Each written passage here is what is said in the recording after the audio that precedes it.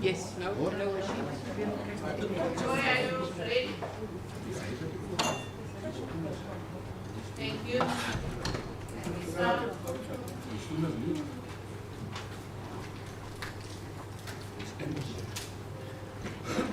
Good morning, everyone. Welcome to the special council meeting. Can I request the work of council to open for us? Thank you. Here baie dankie vanoggend vir die geleentheid waar ons na u toe kan kom om vir baie dankie te sê vir hierdie pragtige geleentheid waar ons vanoggend kon opgestaan het en asem gehaal het, Here. Dankie dat u vanoggend nog aan ons gedink het en Here, ek wil bid dat u vanoggend met ons elkeen sal wees. Dankie vir ons community buitekant, Here, dat u dit sal toemaak onder u kosbare bloed. Dankie, Here, dat ons weet dat u het ons opnuut, Here, ons oë laat oopgaan, Here, en baie mense die vanoggend die geleentheid het.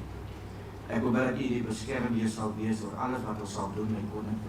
En dankie, Here, dat ons weet, my God, Here, ons vertroue is nie in 'n mens, maar ons vertroue is in u gestel, my koning. Ek wil bid dat u elkeen sal beskerm, elkeen met hulle sal wees, en ek bid dit in Jesus naam, met baie danksegging. Amen. Thank you, work of council. I will now allow the safety protocol to be done. Chief Lategan.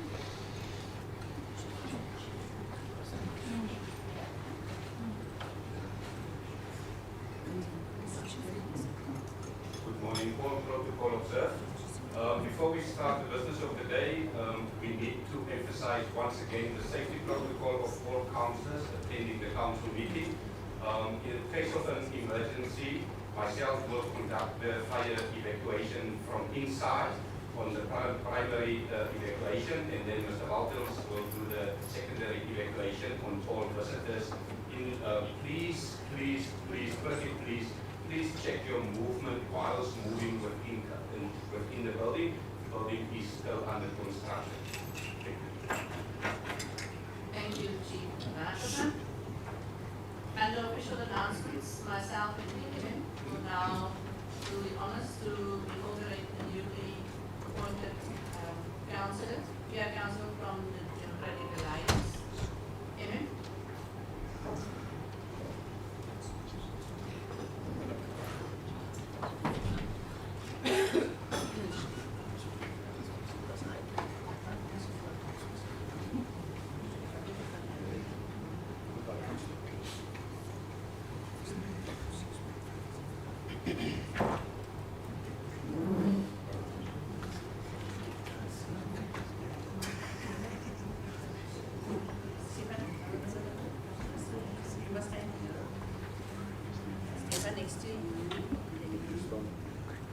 Dat is eerst keer.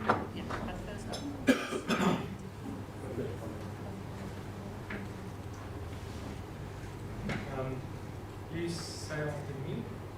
I affirm that I will be faithful to the Republic of South Africa. I confirm that I will be faithful to the Republic of South Africa.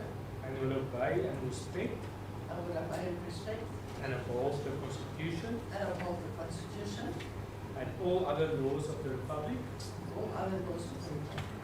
And I promise to perform my functions. I promise to perform my functions. As a member of the Saldanha Bay Council. As a member of the Saldanha Bay Council. To the best of my ability. To the best of my ability.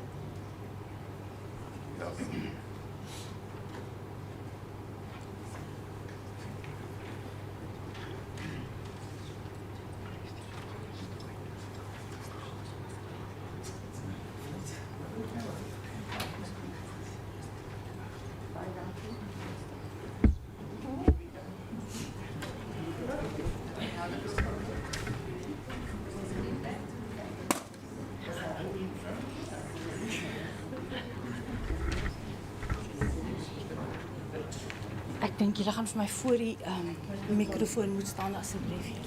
Dat is hom maar nie skuif. En dan is daar weer probleme. As ek klaar geskuif is, dan sê. Om bietjie harder. Baie dankie. Ek gaan neem dan nog my. Baie dankie. Baie dankie.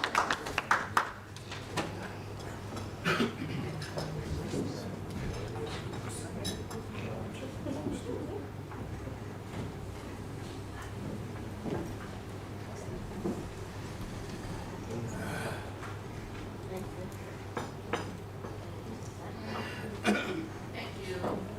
Emmett, councillors, let's welcome councillors who return the seat to the House. Welcome. I'm still under official announcements. What of the aides? Thank you, Madam Speaker. Good morning, Mayor. Good morning, Deputy Speaker. Acting MM. Good morning, Directors. Good morning, everybody. The ANC welcomes Councillor Solita. We are of the firm belief, always, or myself mostly, but the ANC believes that we choose our representatives and you're not chosen for a reason, and that you have the qualities that is needed to serve the public. And I trust that when you are deployed, you will give to the community that which they need, your support and your service. And may your time with us until next year be good and filled with joy, laughter. There will be ruckus and all kinds of things, but you are most welcome. And you're welcome to thank you.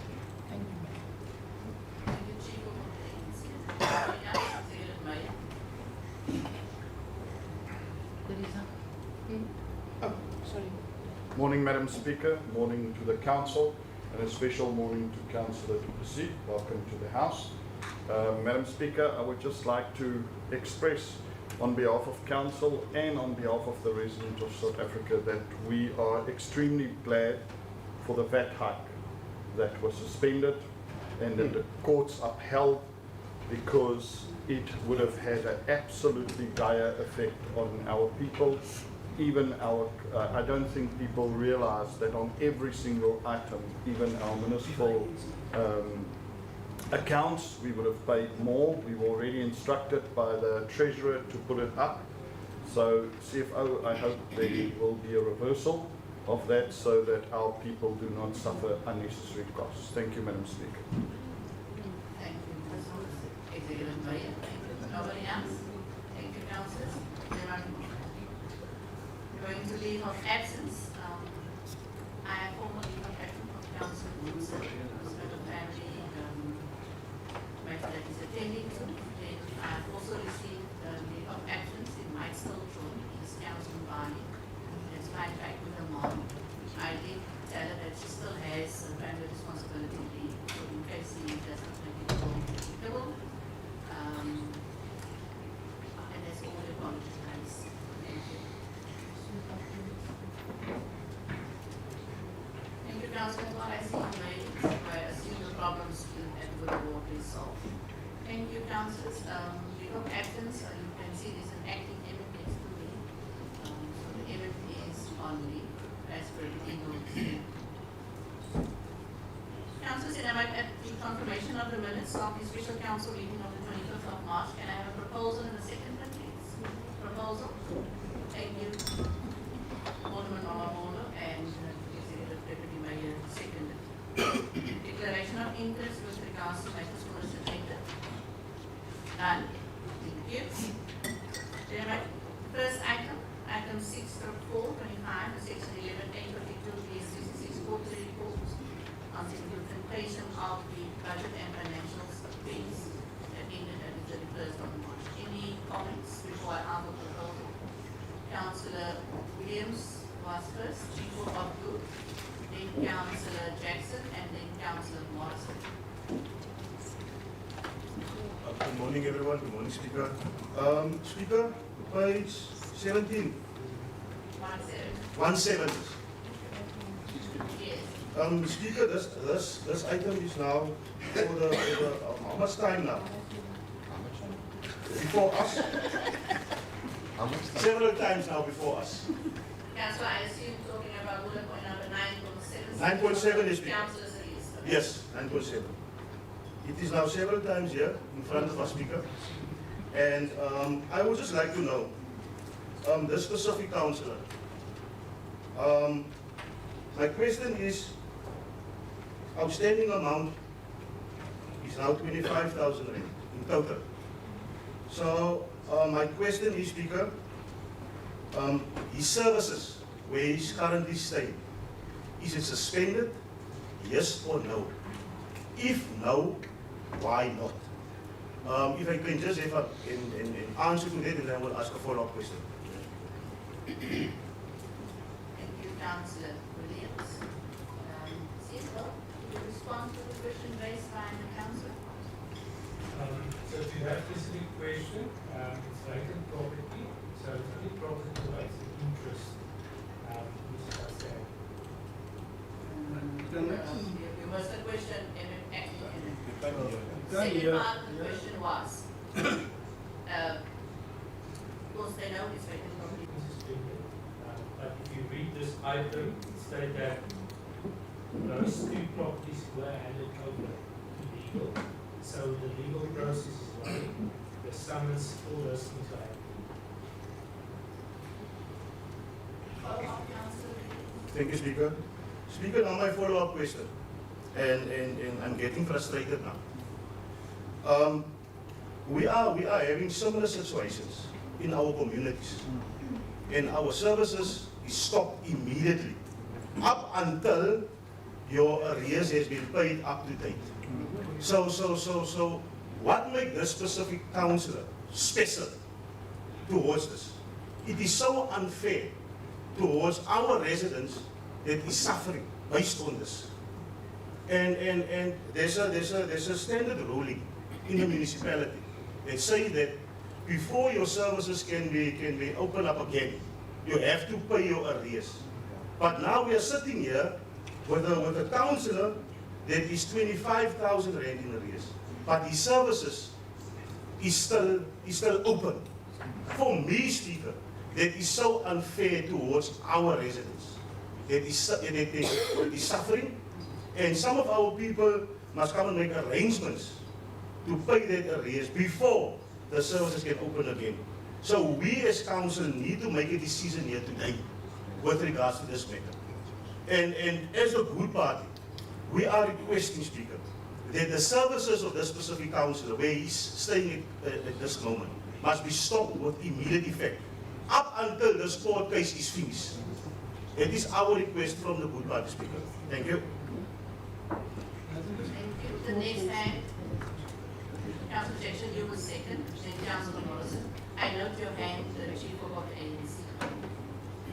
Good morning, Madam Speaker. Good morning, Executive Mayor, Deputy Mayor, all councillors, everyone in chambers, as well as our viewers at home. Madam Speaker, I so fondly remember that when the capital budget for this financial year was tabled, we were all very excited and ecstatic over the fact that 80-something% of that budget would have gone for service delivery. Okay? Today we find ourselves looking at this quarterly report on the budget, and it indicates that we've only spent 35% of our budget this far. Keeping in mind that we are nearing the end of this financial year. And the concern the NCC has with that is the fact that if 80-something of the capital budget was allocated for service delivery, and we find ourselves only spent 35% of that capital budget at this point, where have we fallen short? Are we not delivering that service we have so promised in our capital budget financial year? Why are we finding ourselves in such a major underspend in our budget? Because I can guarantee you so much so that when we table our next capital budget for our next financial year, as we've noticed in the draft budget, we're going to find that all our tariffs and our rates and things are going to find a bit of an increase. With that being said, do we find ourselves necessarily having to make that increase if the municipality is at this stage of the current financial year still only have spent 35% of the capital budget? That to the NCC is a major concern. Because if we are not nearing that 80-something% we said we were going to in the capital budget at the beginning of this financial year, then are we really servicing our people, Madam Speaker? So the concern is the major underspend, yet we're going to find ourselves having to increase tariffs in our next capital budget setting. So why are we increasing when we are still underspending? Thank you, Madam Speaker. Thank you, Councillor Jackson. Councillor Morrison. Good day, Madam Speaker, colleagues, and most importantly, the viewers at home. I'm not standing here today to speak in numbers or technical terms. I'm standing here because I walk through Langwell and saw the filth in which our people have to live in, and we are in 2025. I spoke to a young father in Diaswell whose children are trying to do a homework by candlelight because the electrification project that was promised never happened, never came. And here within this item, Madam Speaker, by the end of the third quarter, as alluded by my colleague, only 35% of the capital budget had been spent. Out of 336 million meant for housing, electricity, water, roads, over 218 million went untouched, which is a major, major concern. This is not underspending, it's a failure. And the people who suffer the most are those with the least. The informal settlements, the backyarders, the children who wait in the dark. Where the mayor failed.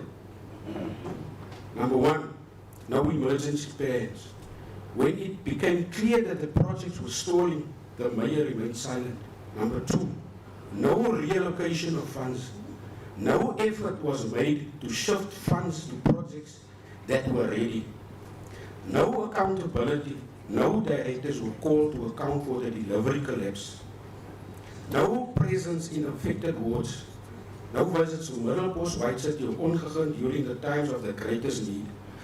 No explanation to the public. Residents asked, where is the money? And no one answered.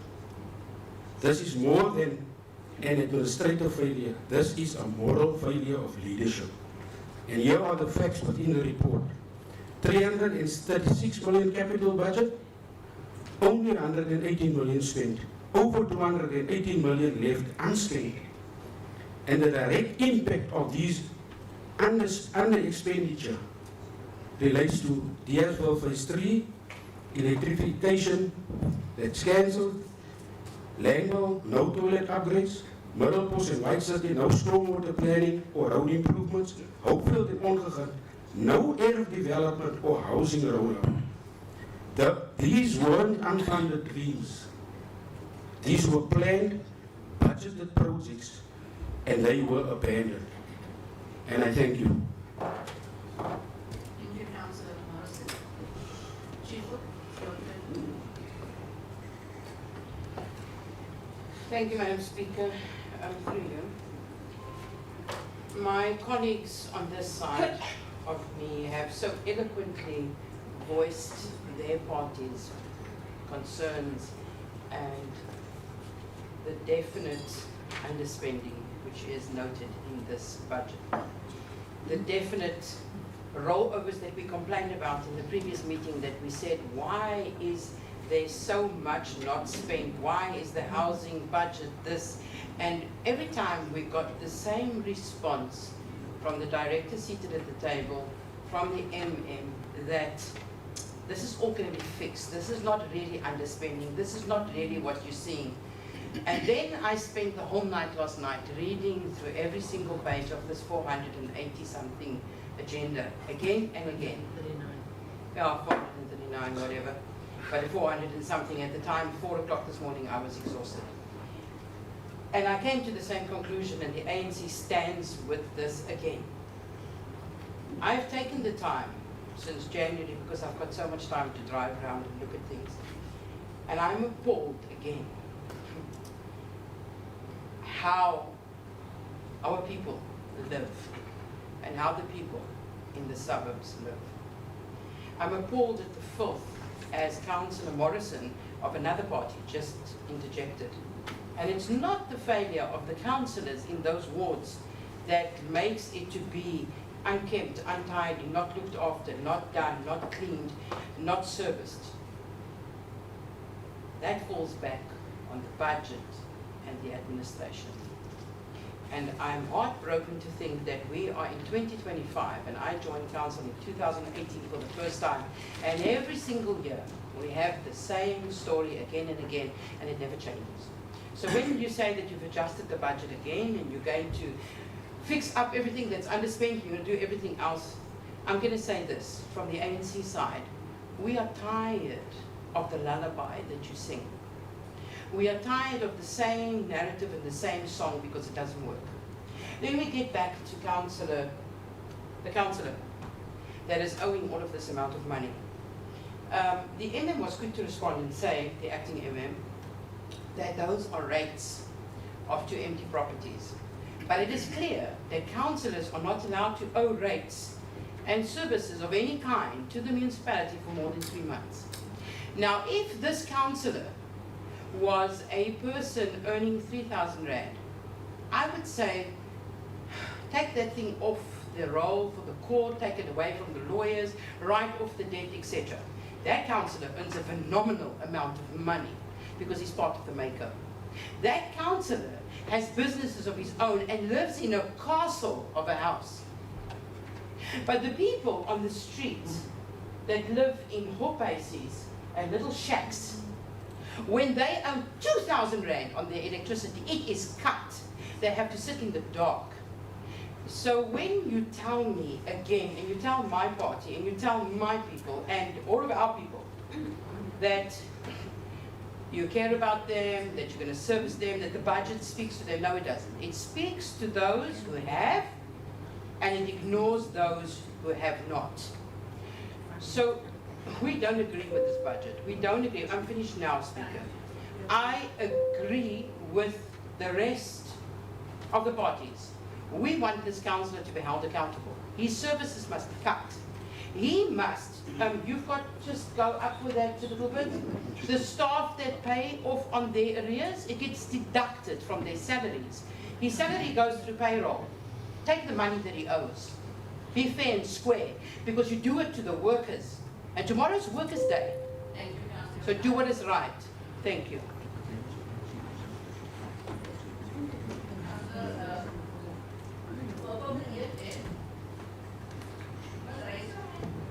Yes, Madam Speaker, my hand was up. No, I'm aware. Thank you very much, Madam Speaker. Greetings to you, Mayor. Greetings to you, Speaker. Councillors, can we allow the council to speak? Thank you. Greetings to everyone here today.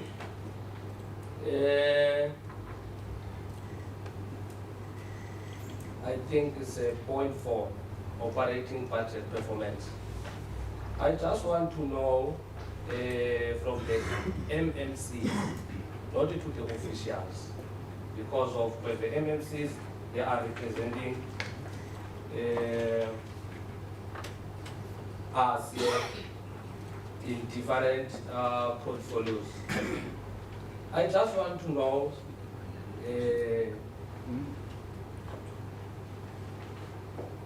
in electricity budget here, if you look at here, they were budgeted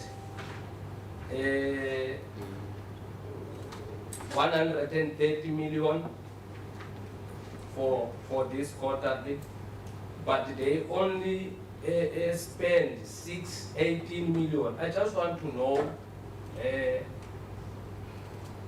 why they were budgeted so much money and they only spend that money.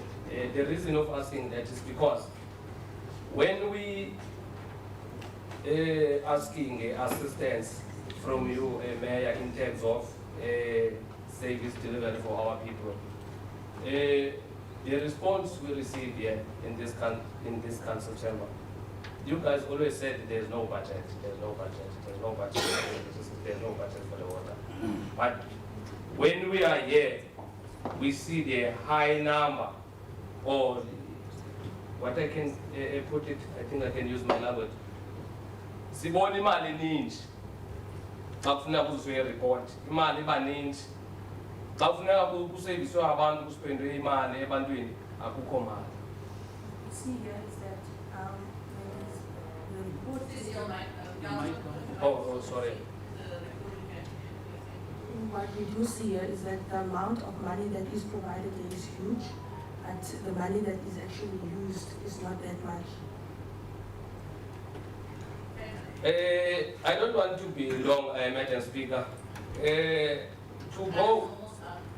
To go to page 9.9 about the councillor is owing the municipality, I think we need a report telling us our SPM did cancel the services for that specific person because of there's no one as a community leader can do that such things. I think that it will help us a lot to stop the unnecessary argument. We are very serious. We are not here to play. Lastly, Mayor, please work with us in terms of service delivery. Please, we stop it every time. Our people want to come here to do the toys, especially those people that are living in informal settlement. The situation there is very bad. It's very, very, very, very, very bad. We don't have a water there. People doesn't have a water, don't have electricity, don't have enough toilets. You can go in Ward 1, you can go in George Carrot, you can go in Langville. That thing is not right.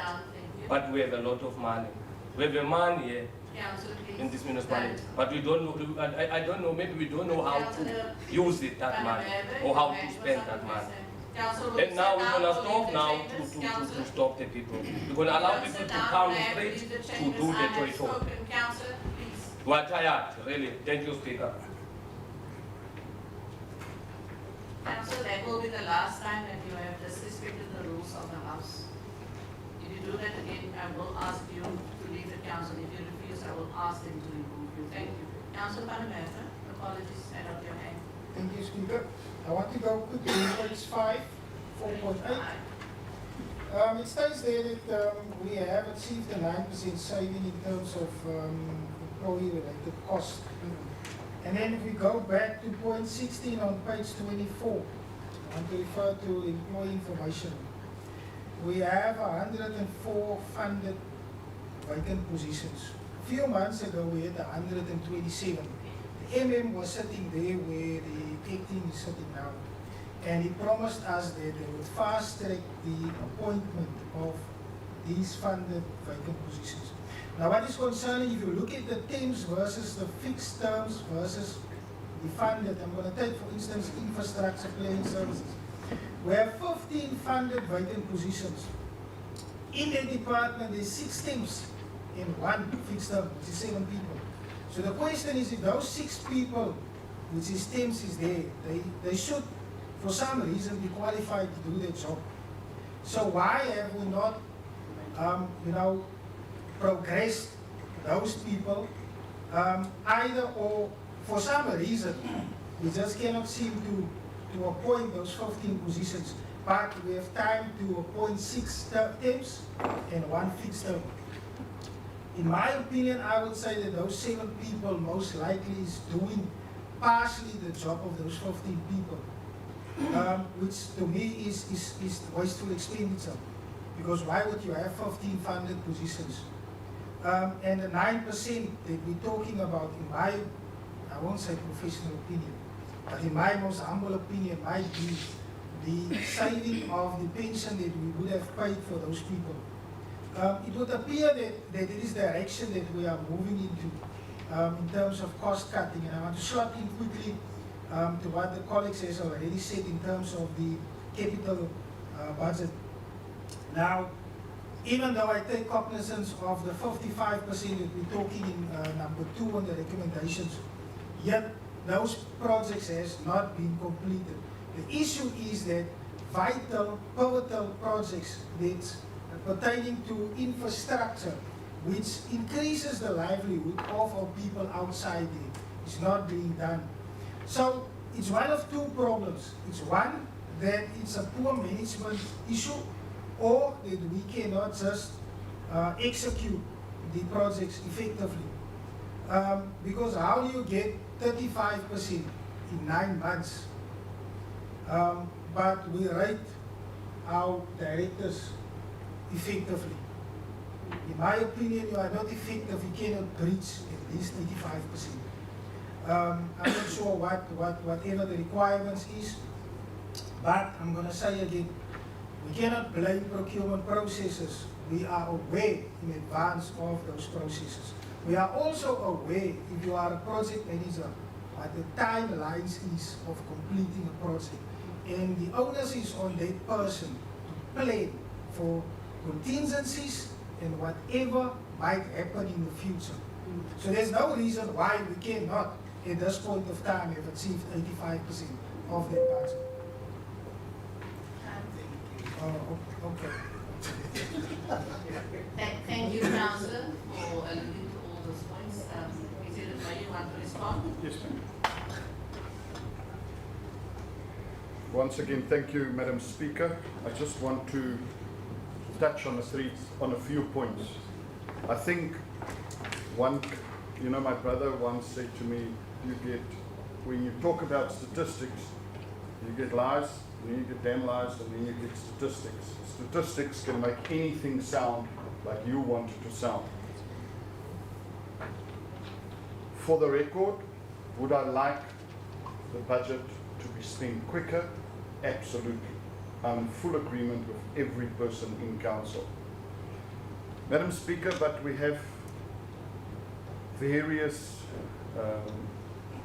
stages that we must go through. The MFMA, which is like boxing with Mike Tyson, while they tell you, we forgot to tell you, we're going to tie your hands behind your back.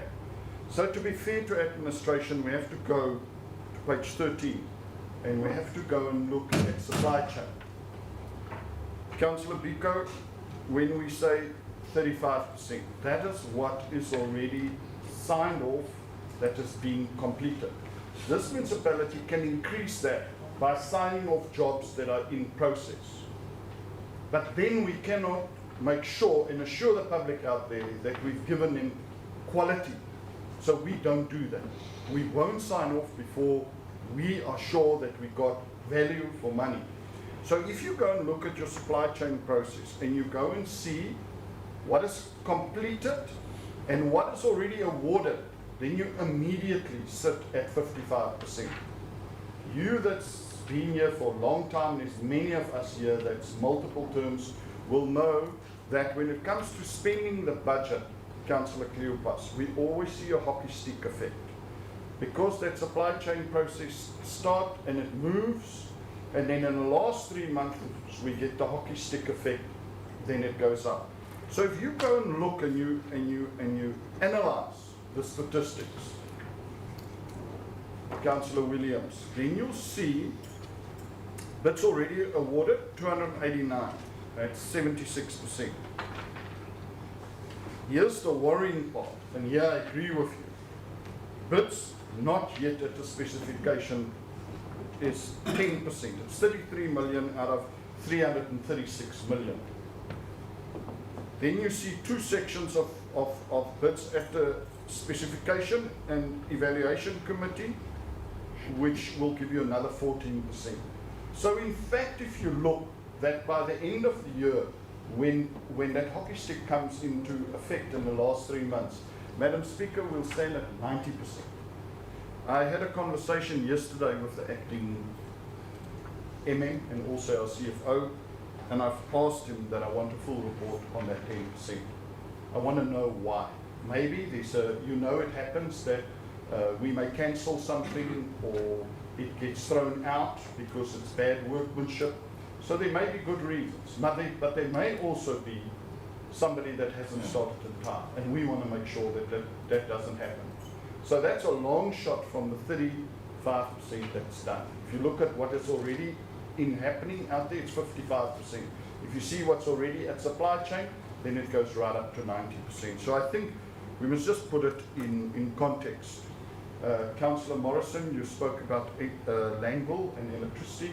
I must just remind you that it is in fact Eskom area. It's not an area that we service, so we don't have connections in Langville.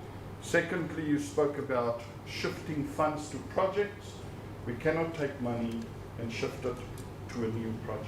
That's not how it's done. You're welcome to come and sit and discuss the details, and the CFO will be happy to explain that to you. Madam Speaker, we spoke about filth, and I want to take a moment here to speak, and hopefully our public are lying there.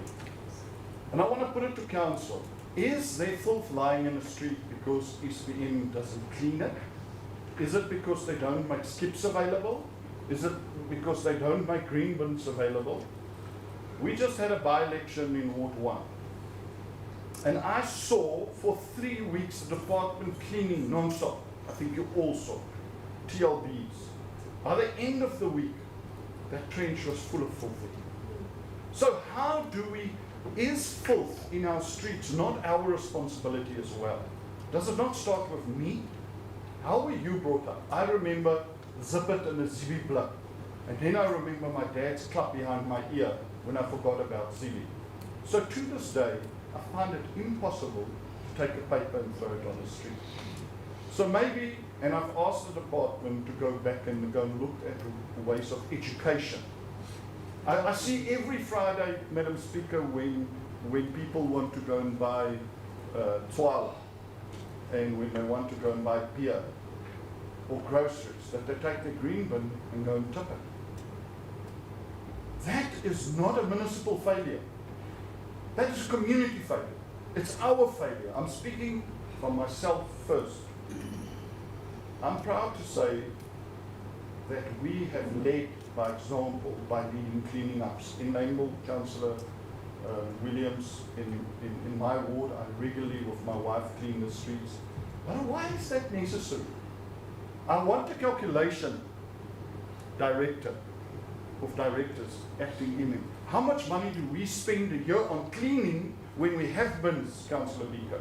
When we collect rubbish everywhere once a week? Why are we spending hundreds of millions a year on cleaning what can be collected at your front door? We put skips out. They come and they put the rubbish right next to the skips. In fact, our staff have had to be issued with gloves because excrement and all types of things have been put in there. So I hear what you say, and I really want to see a step up of living circumstances. But when it comes to filth, we also have a responsibility. Yes, it is the responsibility of your department to clean up. But how quickly is our budget being spent simply because we don't pick up papers? And I've taken a look to see, Madam Speaker, it's chips packets, it's lollipop sucker things, it's arbitrary things. It's not food items like egg boxes and that lying out there. So, Madam Speaker, on that I would just like to say it is our own responsibility to first clean up behind ourselves. We do understand that the wind blows things out of your rubbish bin, and that's where the municipality comes. I'm going to be exemplary. I'm not going to go and point other people. My own rate is being deducted in my salary. The minute I get my pay slip, SPM had already deducted. Why does that not apply to all of us?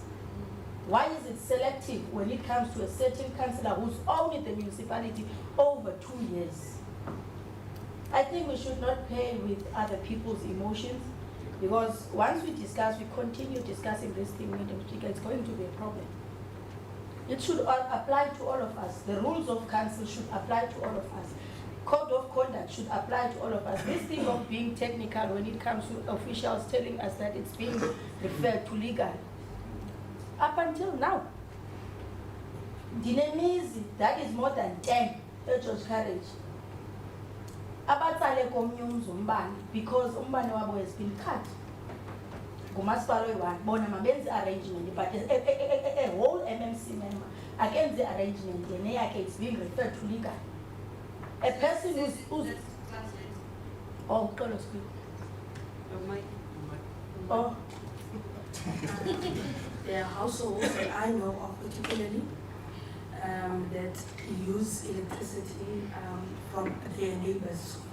They draw the electricity from there. Those households, they are made to pay their electricity bills. They are made to their bills to be subtracted from their salaries. And Speaker, before I finish, you know, the sad thing is that those are people who are reliable social grant, children's grant. Those households are particularly are relying on their SASSA grants. So, Speaker, my conclusion, through you, Speaker, to the acting MM, who happens to be the CFO, Code of Conduct for Councillors and Rules of Council should apply to each and every one of us. We cannot be sitting the entire half of the year discussing a council, a whole council, owing the municipality, and you're being referred to, no, this is an issue of liquor. No, it does not work like that. If we are being honest and we are saying that we are treating each and every citizen fairly, this thing should not be an issue of legal, but an issue of council. The councillor should also live the same way George Courage lives. Your rates are cut off, no discussions, no legal, no don't, because these are South Africans that should be treated equally. Thank you, Councillor Kumari. Just a correction from the House as a speaker and in charge of the Code of Conduct of Councillors. You read the Act clearly. It states it's services and council basically. So that's why the matter is before the disciplinary committee. The members of the committee can confirm that and been sitting on the matter. The CFO and his department has had a legal opinion because of the empty lots. That's why it is now with the legal department, because we follow the similar processes simultaneously. And that's unfortunately how we have to deal with the matter, because it is vacant properties that's in his name. And one is in his name, the other one is in the trust. So the matter in how to deal with it, because it's transgressing the rules out of the disciplinary committee. But the administration is also handling the matter through our legal processes. And that's why it's taking so long. So I've allowed you to speak on the matter because the council is not here. Because if he was supposed to excuse himself because his name is in the act. So, Chief of the agency, you will be the last comment and then we must move forward to the next item. Thank you. Thank you, Madam Speaker. I'm going to speak slowly, softly, because I don't want what I feel in my spirit to go out into words at this moment. Through you to the Mayor. Mayor, I've always have respect for you, and you should know that. But what you said a few minutes ago has grieved me tremendously, because you speak in general terms and you speak about people who live in a home that has running water in a tap and has a toilet that can flush and has a green bin that gets picked up once a week. And that house is maybe 700 or 400 square meters, and that is a large piece of urban that takes one family. And then you generalize that to a plot in Middelbos that has 5 or 6 shacks on it, that has different families in every shack, that has no toilet, no running water, no tap, has no green bin to put their rubbish in, and it's not removed by a truck once a week. There are skips, yes, and I can literally drive around, and I've got photos of where the skips are situated and where they are not situated, and whether those skips are sufficient. And I've had these discussions with Abu and his department, etc., that those skips are not sufficient, that there is not sufficient place for the filth to go, because those families do not have a green bin of each family of their own. So the informal areas will not be as clean as they should be, because once again, if I take my house I live in, It's massive, the yard is massive. I'll fit in 40 shacks in there. Literally. That's a large place. But in Middlecourse and George Courage and Langford, the plots are small, but there's many. Can I finish, please? This is so right. Yes. Just, this is the last thing, ma'am. You cannot compare that service delivery there to clean it with what you do once a week. So understand that more must be done in those areas to clean.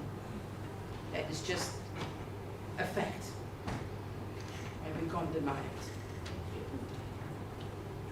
Council's hand was up, and then there's a mayor. Madam Speaker, good day each and everyone. I think as the work of council, Madam Speaker, it's important to notice that no councillor, irrespective of what party he is, could be on any side, must own this municipality.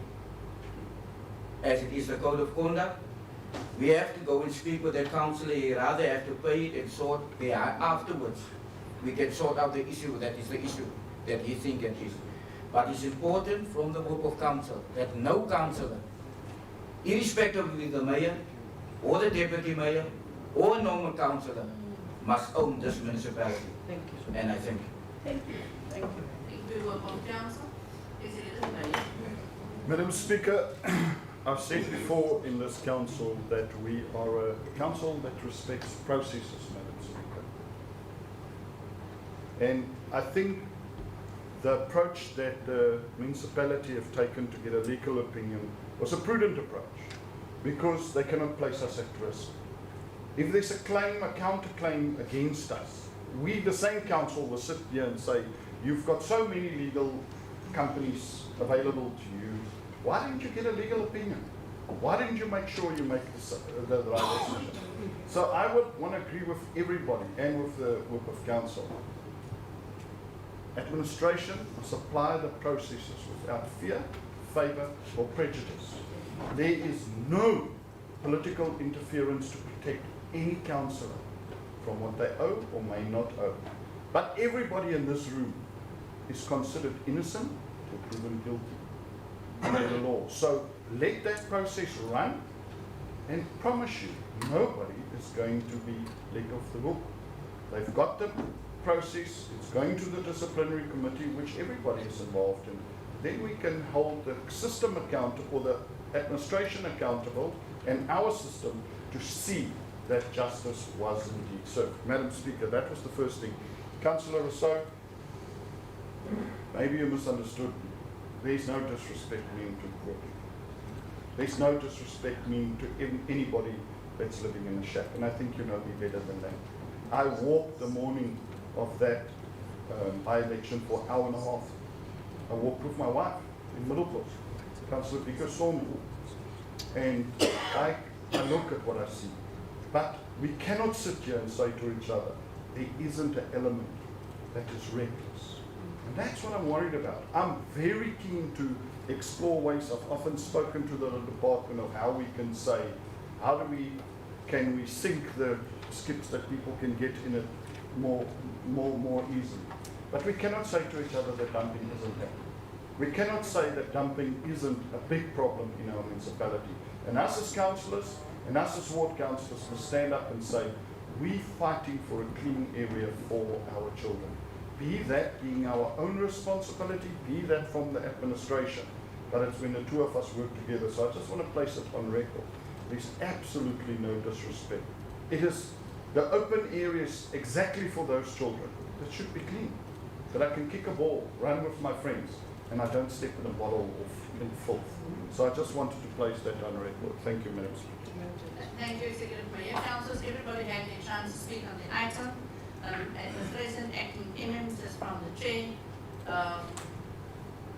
It is a huge concern of council with regards to the spending. And please don't blame the administrative processes. Hopefully we'll see a better ending at the financial year end. And it's a big concern if there is still, and you should look at that acting MM. We had a discussion, a very good one. We saw now what I do before council meeting with the MM. That same tendency every time, every year. And if a person knows and gets the budget in May and still expects at March, it means he hasn't planned at all to implement the project. So it's a big concern regarding the cleanliness of the wards, and I can assure you, I get the most emails from Councillor Russell, Councillor Morrison, Councillor Burtboy, Councillor Mitchell, work of council, and the department is doing excellent in assisting, and we need to go out into the communities and see how we can work better to keep our places clean. So, and we have a problem. Councillor's report is for notification and for us to adopt it because it must be taken from council as per the MPA. I allow everybody to have their say. But please do also send emails to give your view on everything so that it is in writing also.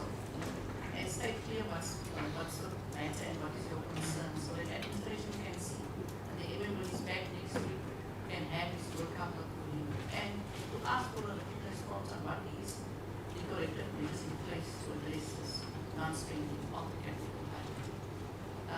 President Bayer, you have proposed, and I have a second for the adoption and the notification of the item. Councilman Alderman Manobora, I second. Any proposal to adopt the item? It is for notification. Thank you. Item unanimously accepted. Then I'm at item 7. The section 33 of the MFMA.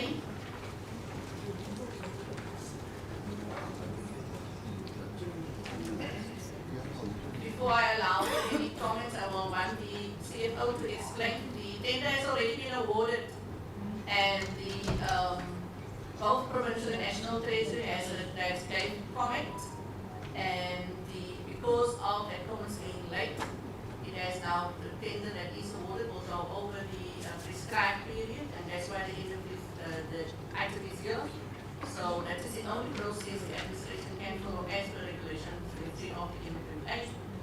It was a fair process. All the questions that was provincial and national treasury has been responded. The person does adhere to all the criteria, and it was duly awarded. And you can see it all. You can just allude to why it is built. Otherwise, if it wasn't over the time, it would not even have come here because it was fairly awarded. Speaker, so for any contract that's longer than 3 years, so our budget is 3 years, and if the contract is longer than 3 years, it needs to be approved by council. So the tender has been awarded. Section 33 is very specific what the council needs to consider, and also it's needed that the public get opportunity to provide inputs on this long-term contract, also national provincial treasury, also COPTA, and all provided their inputs. So in terms of 733, we comply. Thank you. Can I have a proposal in the second to adopt the item? Work of council proposed, second. Thank you, Councillor Amanda. Second. Thank you, councillors. Item unanimously adopted. Then I'm at item 8/4, the adjustment budget.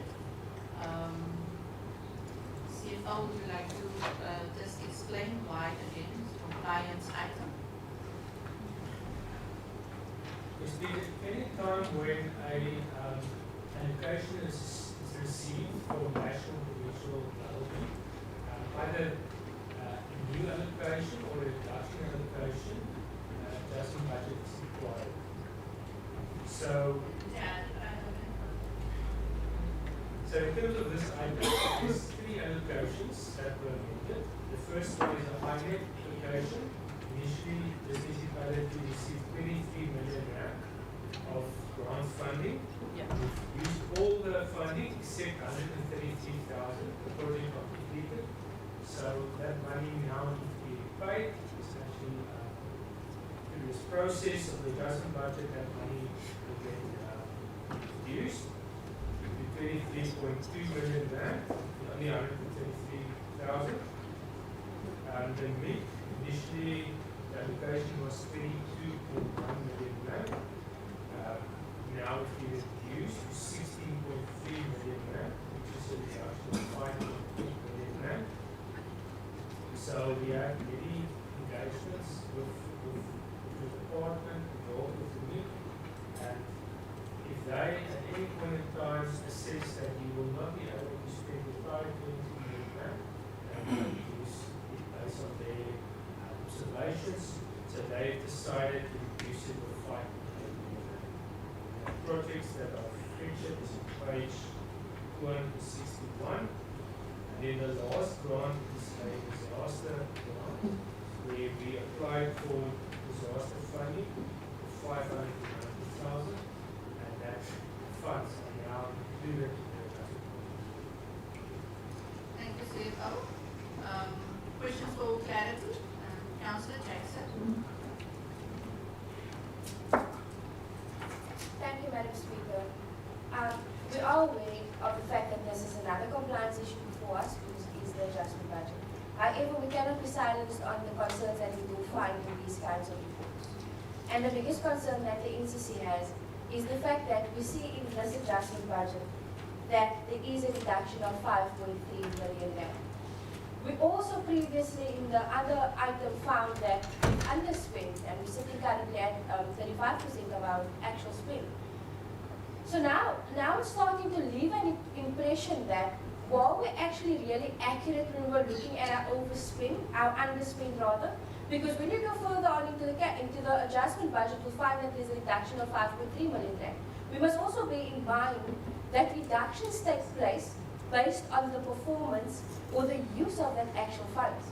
So the fact that the reduction is there leaves one to think that, and we will find it later on when we go to the KPI performance report, is that are we finding these reductions as a result of ill performance within our directorships, within our departments, within our service delivery? So we find ourselves with a question as to why we have this 5.3 million rand reduction. Then even further, we find that we're underspent at 35%. And this is a clear indication that somewhere we are either mismanaging or just don't really care about the actual service being delivered to our people. And that is a huge concern for the NCC, Madam Speaker. Thank you, Councillor Jackson. If with no other comments, can I have a proposal and a second, please? Executive Mayor proposed second. Councillor Alderman Mama Bola, second. Anybody against the approval of the adjustment budget?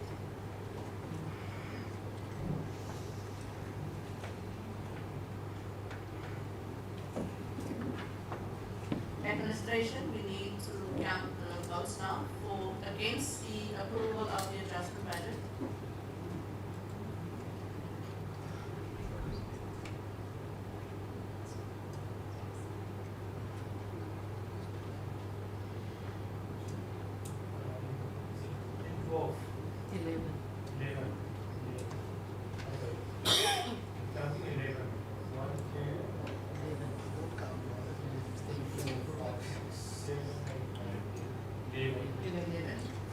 To adopt and approve the budget, adjustment budget. 1, 2, 3, 4, 5.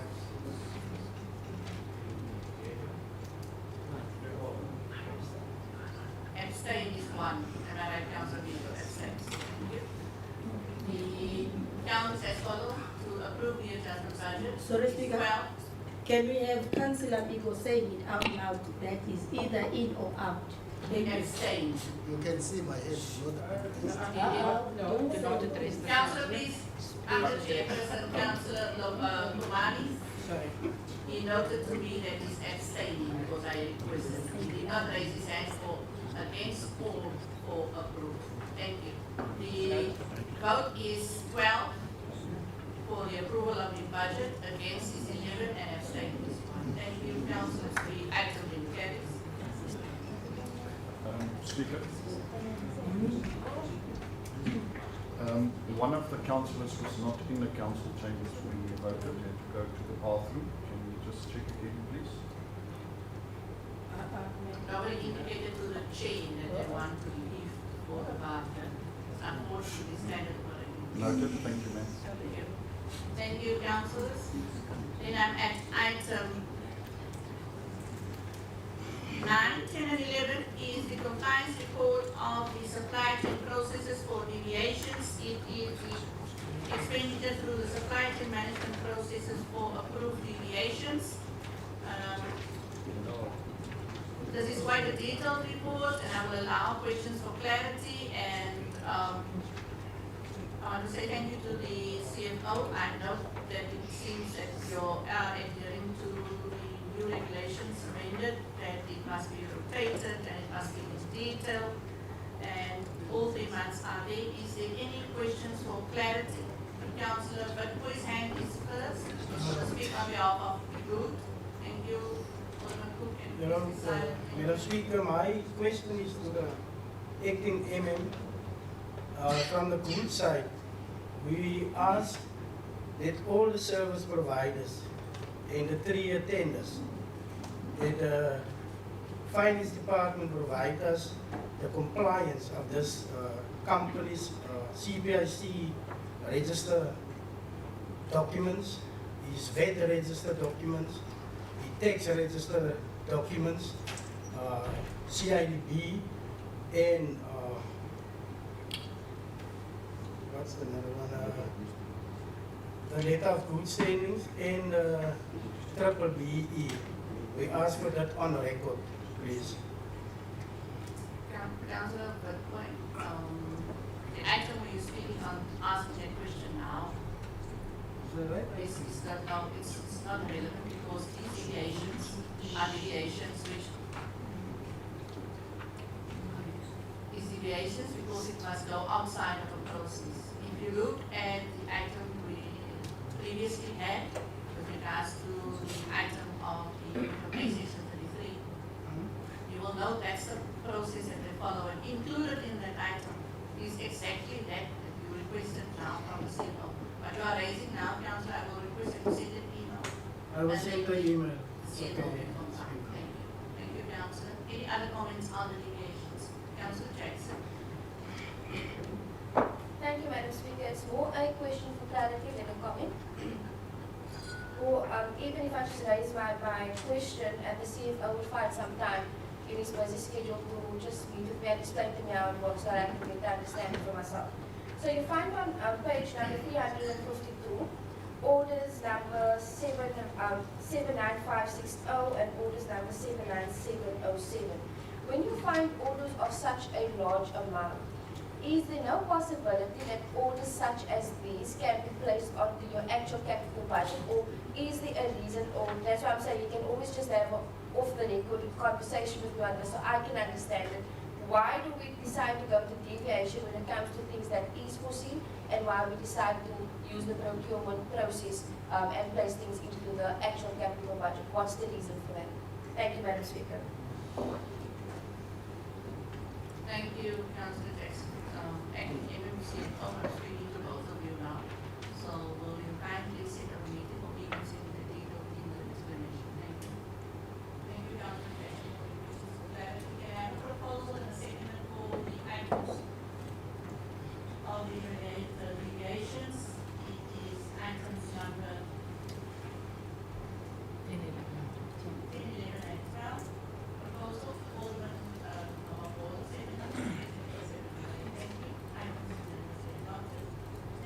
item 12, performance management. The top layer is the kindly note the item after that is different from how they are now.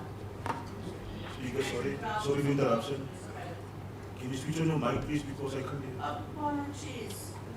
So you are interested in to hear what I'm saying? Yes. Councillor Willem is nice with me because I was approved his S&T, so we can go to see some Friday.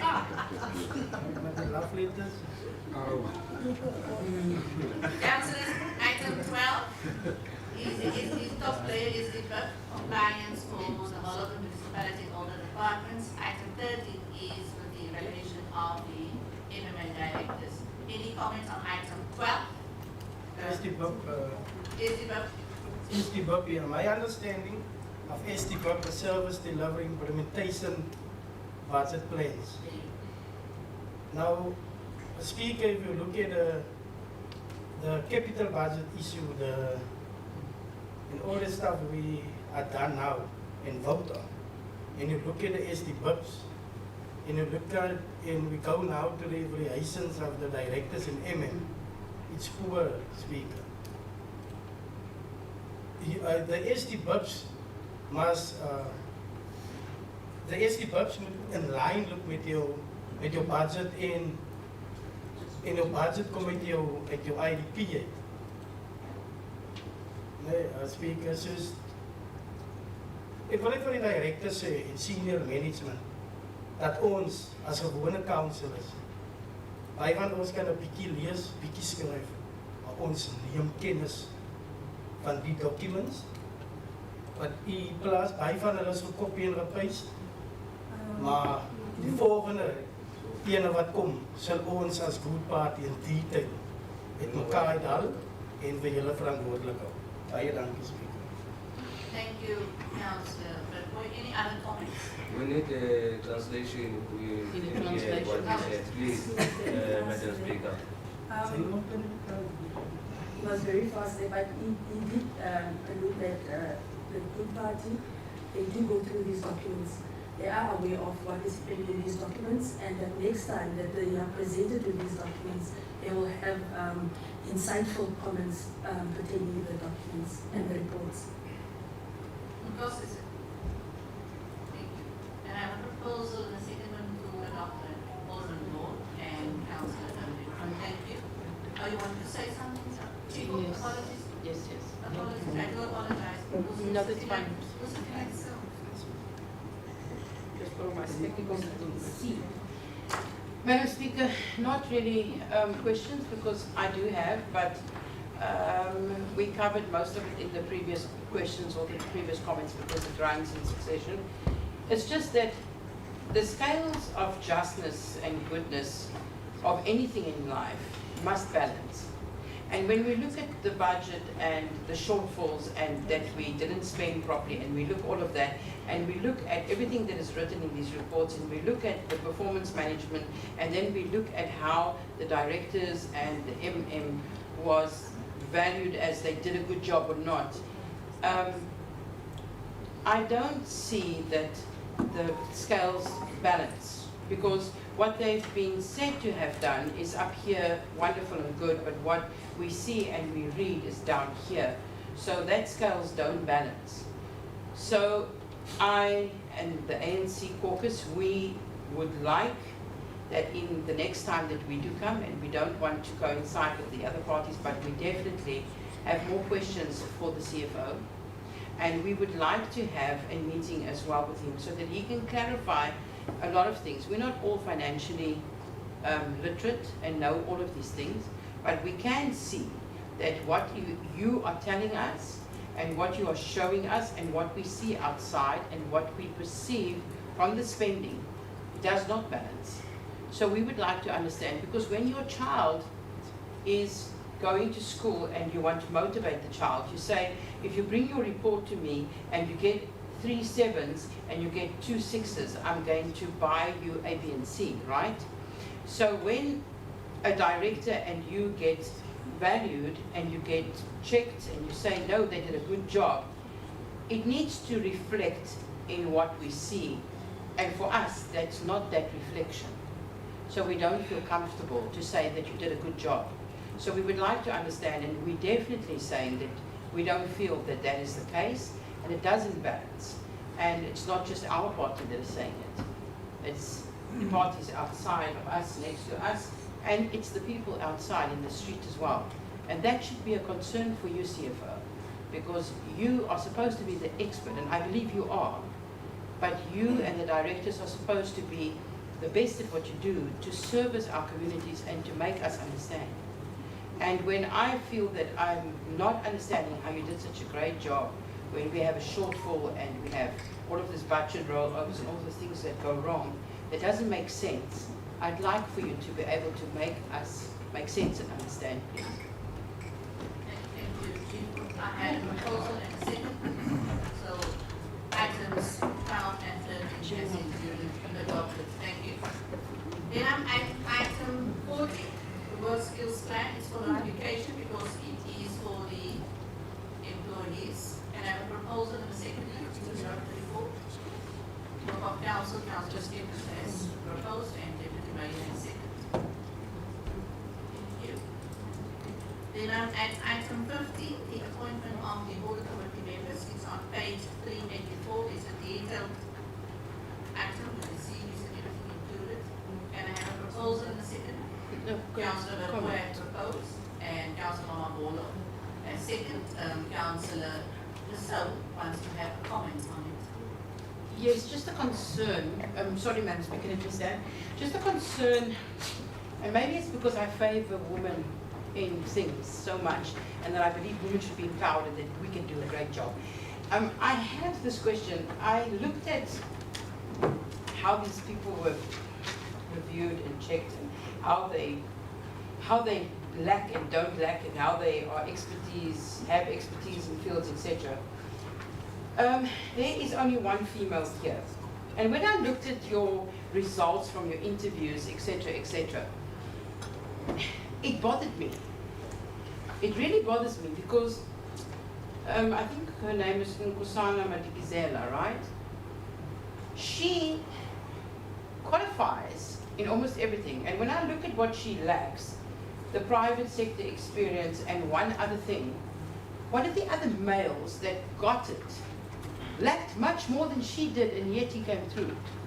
So I'd like to understand why she was not meeting the criteria, because when you go up, there's this whole list of criteria that you gave as to what the audit committee should, as a group, have, right? They should be able to have public and private sector, whatever expertise, blah, blah, blah, blah, blah, financial understanding, and so forth, and all of that.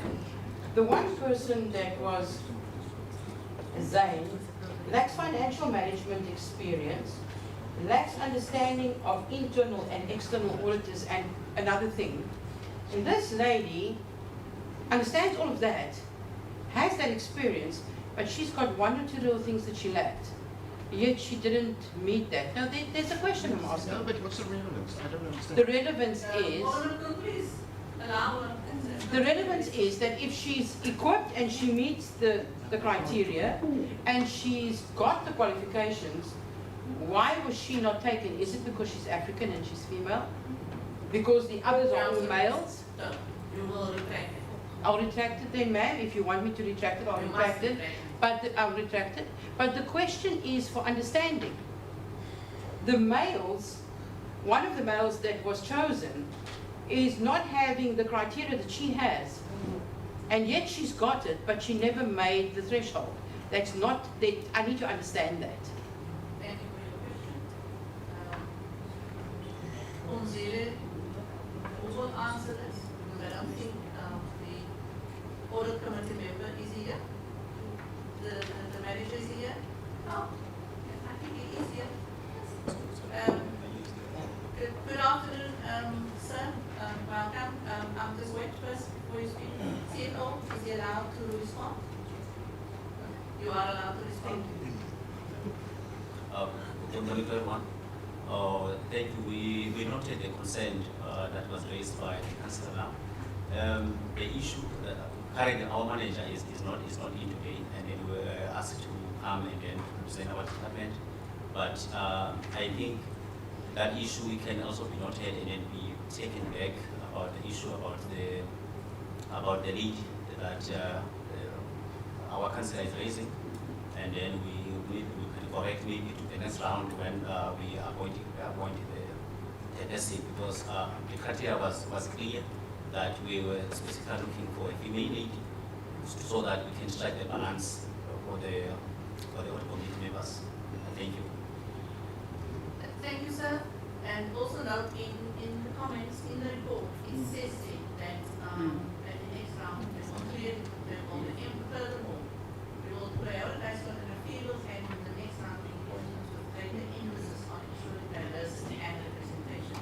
And you must also note, Councillor, they will now offer the position to the people. It's not to say they're going to accept it. That's why it's here.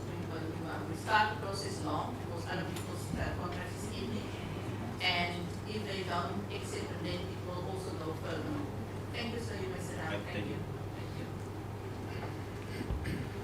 councillors, can I have a proposal and second? Proposal, Alderman Mama Bolo, second. Thank you, Councillor Van der Wijk. And item 16 is just to amend the decision to rectify an unimplementable process. Can I have a Speak with your mic. Item 16 is to amend the decision previously taken. The administration alluded to that it can't be implemented like that. Can I have a proposal in the second one? Councillor Williams, propose. The Deputy Mayor second. Thank you. And then item 17/4. Chief Whip of the ANC has sent me a recommendation for changes to the portfolios. I have sent it to the administration, but you've sent another amendment yesterday for the MPC also. Chief of Good has also sent an amendment list for Councillor Panamera to replace him on the landfill side. Am I correct? Councillor Verkooi, your hand is up. Speaker, op die Outfieldsportforum. En ons het ook 3 councillors aan, ek dink die nieuwe councillor. Outfieldsportforum, we've got 3 councillors on there.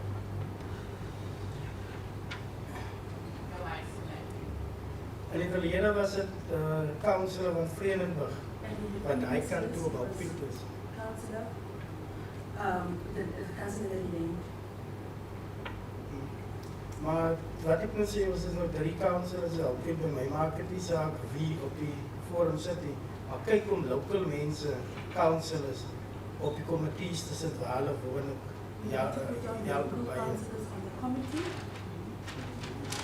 My ander vraag is of input is op die finance steering committee of finance committee, om te kyk dat alle oppositiepartye. And the other input is on the finance committee. Om te kyk dat alle oppositiepartye teenwoordig is op die committee, dan gaan ons die kommunikasie of misunderstanding van baie finance gaan ons sommer in die committee kan oplaat. Van my verstaande en ander municipaliteite op die district is daar finance steering committee wat alle oppositiepartye teenwoordig is. Parties should form part of this as proposed in this council. In my knowledge, other municipalities are using the system as well. Thank you, ma'am. Thank you, Councillor. The board has proposed that we need to relook at the compilation of the finance committee so that all the parties are represented in the committee. That might not be possible because there aren't too many parties currently. And then also commented on the sport advisory board of Oakville. Previously, it was Councillor Eugenia from Vredenburg had served on there. We really appreciate if local councillors can be appointed on that committee. Chief of the Democratic Alliance.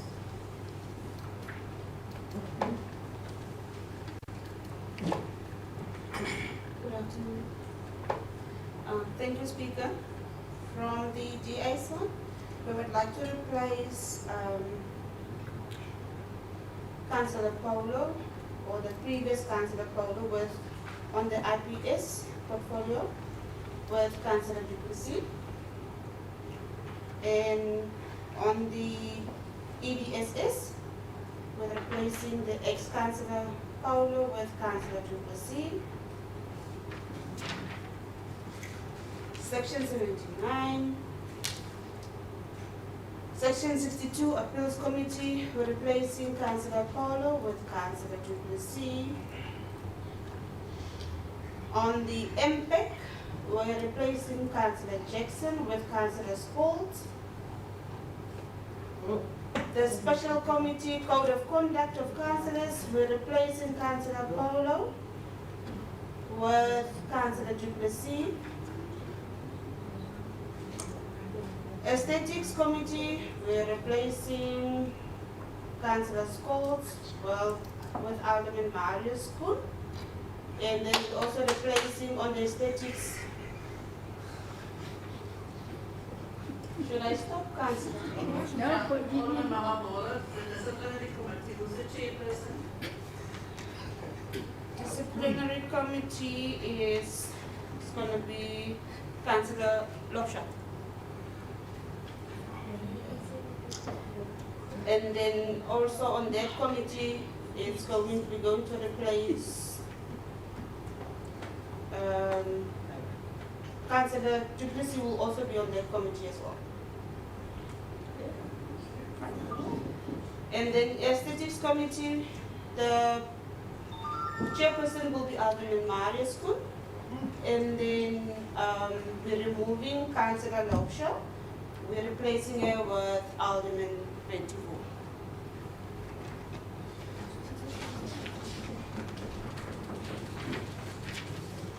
And then on the Saldanha Women's Commission, we're removing the ex-councillor Paulo, and then we're replacing her with Alderman Mama Polo, which is me.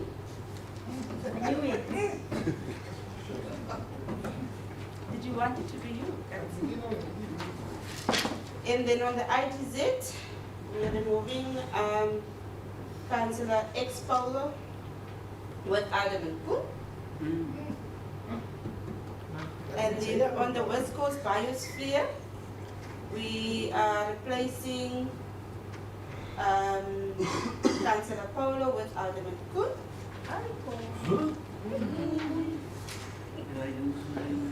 On the Hopefield Sports Advisory Forum, we are replacing the ex-Councillor Paulo with Councillor Solito to proceed.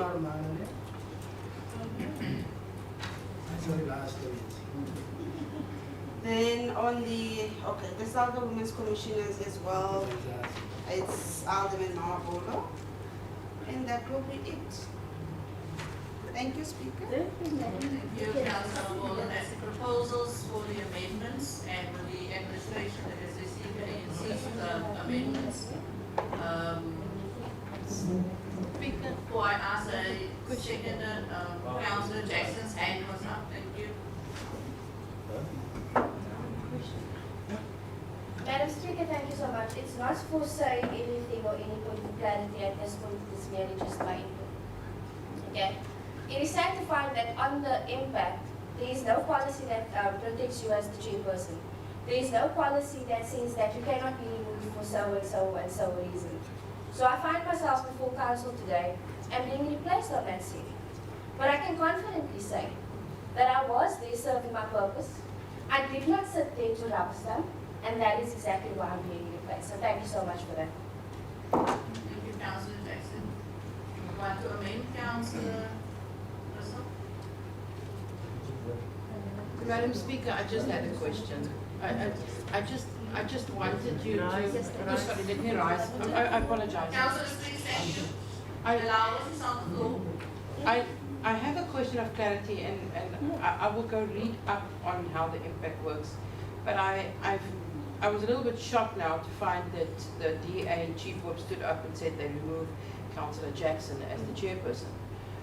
So I need clarity. Is it on the behest of the DA Council caucus who becomes the chairperson? Is that a fact? Is that stated in the impact legislation? I need to understand this because this is now boggles my mind. Section 79 committees Yes. are established through council. That's why the change is now proposed and we're going to have to vote on it. Okay. And in the terms of reference of the impact calculation, it says certain people in the municipality that cannot serve on there and certain people that can serve. Yeah. But it's nowhere specified who must be the chief. We had a proposal with the amendments. That doesn't answer me, Madam Speaker. I'd like to understand. They proposed a change. They So proposed now to we remove vote. her. They proposed a change for. But she's not part of your, no. Can we had the proposals, can we? Shall we vote on the proposed amendments? Thank you. Ma'am, another. Is it not true? No, councillors, please. When we did this in the beginning of our term and we came up with all of the portfolios and who's going to be where and what, We had the same debate and we had the same question, and what was said, and it was brought to the floor, that the chairperson of the impact must be from the opposition for clarity, for ethical things and ethical reasons, and for integrity's sake. Now you are removing somebody from the opposition and you are replacing them with somebody from this caucus. I said on the reference of reference, it may be its best practice that you put the person of the position in the position. The chair decided otherwise, and that's it. Madam Speaker, can we have a 5-minute caucus as the opposition please? Thank you.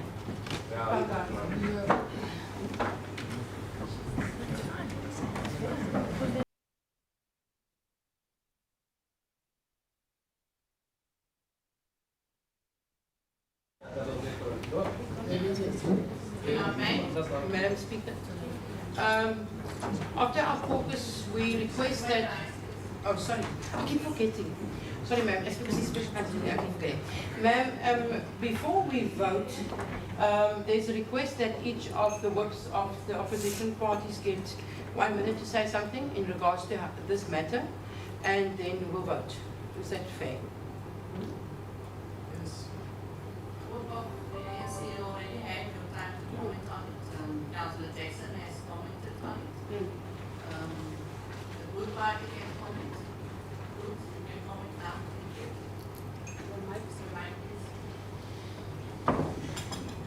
Ja, Speaker, thank you very much. Speaker, van die Good Party se kant af, is ons geskok met die skielike aankondiging van die removal van die impact chair. As the Good Party, we are actually shocked at this decision that was made to remove the councillor from the impact chair. Maar in dieselfde asem, Madam Speaker, wil ons ook die impact chair baie geluk sê met die werk wat sy gedoen het. And in the same breath, we'd like to congratulate the chairperson of the impact on the work that she has done. Speaker, en ek sê dit met alle eer en respek, dit gebeur wanneer jy sekere ongeruimthede in die lig bring, dan word jy geremove. So dan It has happened that when you do point things out, that you are removed for saying things that you have seen in the done.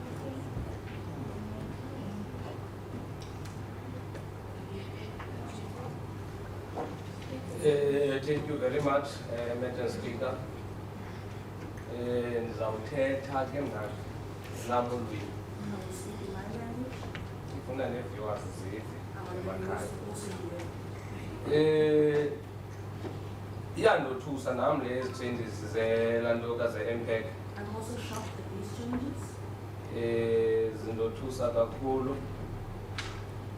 ngoba nam bendikhona phaa kwi-impact ndisekonda phaa. I'm also part of the impact, that's why I'm also shocked at these news. Andikhange ndibe kanti zikhona izinto endizibonayo okanye endiziphawulisayo ngento yoba kwenziwa utshintsho phaa ngendlela besisebenzisana ngayo notshepheseni. I cannot be up that there will be any changes that's going to take place, as I was also part of this impact. Uku-engagana robust Madam Speaker ayithi loo nto kuyaliswana ngoba I know deep down isizathu sokuba aremove uCouncillor uJackson is because of sasingekho happy ngokwemali eyayispendiwe phaa engange-2.5 million yayi-overspendiwe phaa reckless. That is the amount of 2.5 million question that was spent recklessly.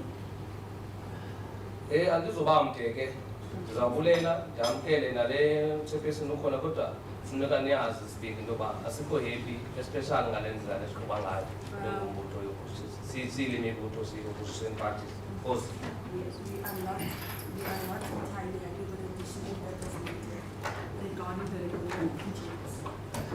Thank you. Councillor, your mic, please. Councillor Morris. Your mic, Councillor. Thank you, Madam Speaker. From the PA, Councillor Jackson, thank you for your service in the impact. I believe you served as well. It's just shocking to see what transpired here today with such a lot of unanswered questions going through my mind as I'm standing and sitting. Hey, het gaat met verstand een beetje te boven.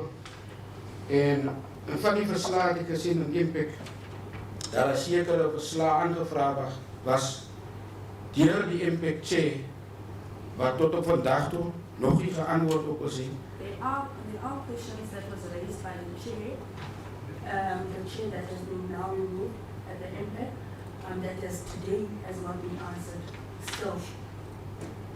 So, dit laat vir my wonder rondom die rede vir die sudden change. And that is making me wonder regarding the sudden change, this sudden move to change the chair. Dat sê vir ons baie van deursigtigheid, ja, transparency. Ja, het is net geskok. It's just shocking.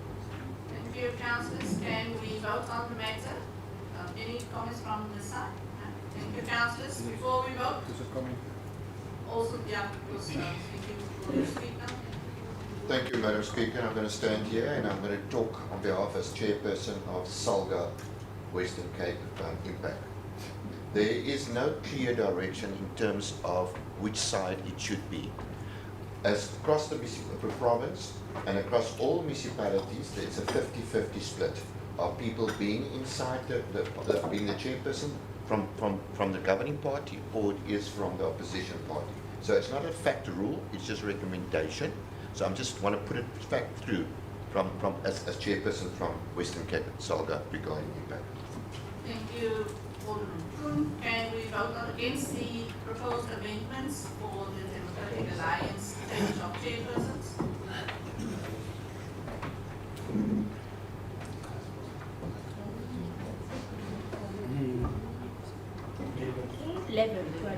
For the approval? For the abstain. The abstain. 30 abstain. Why? Thank you.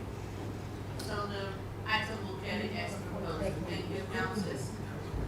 Then we add addendum 1. Can I have a proposal in the second